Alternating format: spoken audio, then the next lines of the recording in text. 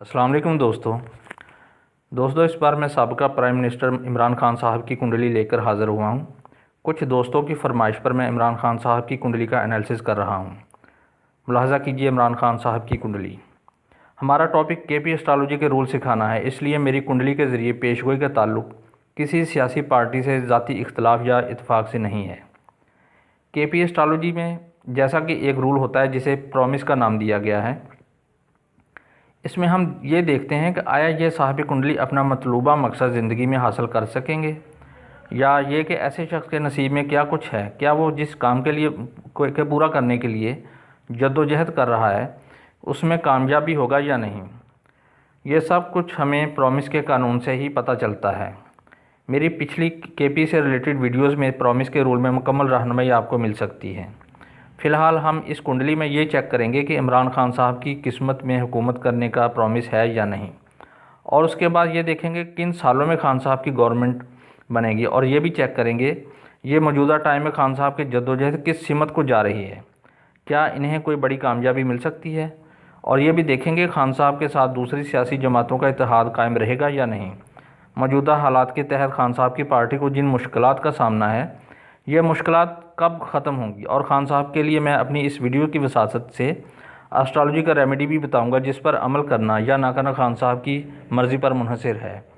तो आइए हम पहले खान साहब की कुंडली से गवर्नमेंट के हसूल का प्रॉमिस चेक करते हैं। इस कुंडली में 10th हाउस का सब लॉर्ड मून है, जो कुंडली के खाना नंबर 7 और 10 को सिग्निफाई कर रहा है।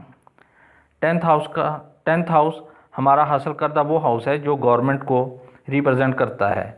हम कह सकते हैं खान साहब को गवर्नमेंट मिलेगी। अब ये देखना है कि वो कौन कौन से साल हैं जिनमें गवर्नमेंट मिल सकती है। तो अगर हम मौजूदा टाइम यानी मार्च 2023 के बाद की दिशाओं को देखें तो जुपिटर की महादिशा में केतु की अंतर्दिशा चल रही है, जो सितंबर 2022 से अगस्त 2023 तक चलेगी। कुंडली में महादिशा लगन लॉर्ड से केतु 3rd हाउस में है, जो ज़ाहिर करता है कि खान साहब को अपनी कामयाबी के लिए सख्त जद्दोजहद करना पड़ेगी और कुछ दीगर सियासी पार्टियों से इत्तेहाद कायम करना पड़ेगा। 3rd हाउस एग्रीमेंट और जद्दोजहद को भी दिखाता है। केतु ज़ाहिर करता है कि खान साहब को अपने खुसूसी ताल्लुकात से धचका लगेगा। कुछ लोग उनकी अपनी पार्टी से बगावत कर सकते हैं। इसके अलावा इलेक्शन होने में डिले भी हो सकता है। कुछ साजिशी अनासर इलेक्शन को लेट करवाने में कामयाब हो सकते हैं, क्योंकि अंतर्दशा लॉर्ड केतु कुंडली के 12th हाउस को भी दिखा रहा है, जिसका मतलब खान साहब के ख़िलाफ़ खुफिया ताकतें अपना प्लान मजबूती से बना रही हैं और इनकी सियासी साख को शदीद नुकसान पहुंच सकता है। 28 अप्रैल से 22 जून का टाइम ऐसा होगा जो खान साहब को मशरूत तरीक़ा से कुछ सियासी जमातों और इस्टेब्लिशमेंट की दोबारा सपोर्ट मिल जाएगी, क्योंकि ये टाइम सैटर्न की प्रति अंतर्दिशा का है, जिसकी स्क्रिप्ट में हमें मार्स से रिलेटेड 3rd और 8th हाउस मिल रहे हैं, जो किसी अस्करी क़यादत से डील ज़ाहिर कर रहा है।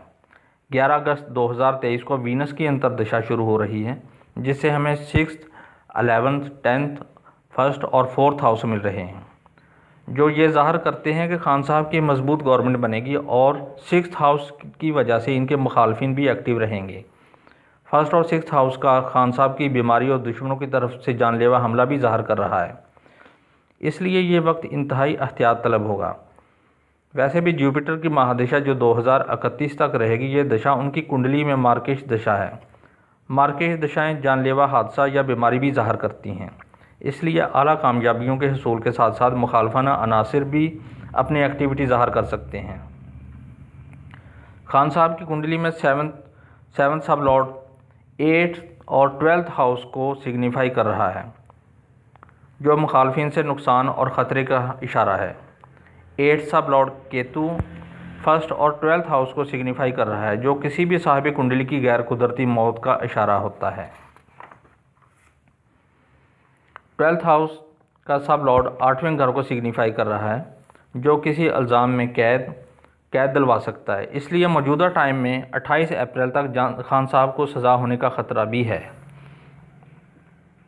और कैद में जाने का कोई बहाना भी बन सकता है, क्योंकि जुपिटर जो कि प्रति अंतर्दशा लॉर्ड है और खाना 8 और 12 को सिग्निफाई कर रहा है। खाना 8 और 12 कैद का इशारा देते हैं। ये कैद महदूद भी हो सकती है, घर पर नज़रबंदी की शक्ल में भी हो सकती है और किसी मुहासरे की सूरत में भी हो सकती है। 28 अप्रैल के बाद ये ख़तरा टल जाएगा। अगर कुंडली का मजमूई तौर पर रिज़ल्ट देखा जाए तो 11 अगस्त 2023 के बाद खान साहब को अवामी सपोर्ट मिल सकती है और ये अवामी सपोर्ट अक्सरियत से मिलेगी। इसके अलावा बैरून मुल्क से आला शख्सियात का सियासी, माशी और सफारती ताउन भी मिलेगा, क्योंकि अंतरदशा लॉर्ड वीनस कुंडली के खाना नंबर 11, 6, 10, 1 और 4 को सिग्निफाई कर रहा है, जो ज़ाहिर करता है कि बिलाखिर खान साहब को सियासी इस्तेहकाम मिल जाएगा।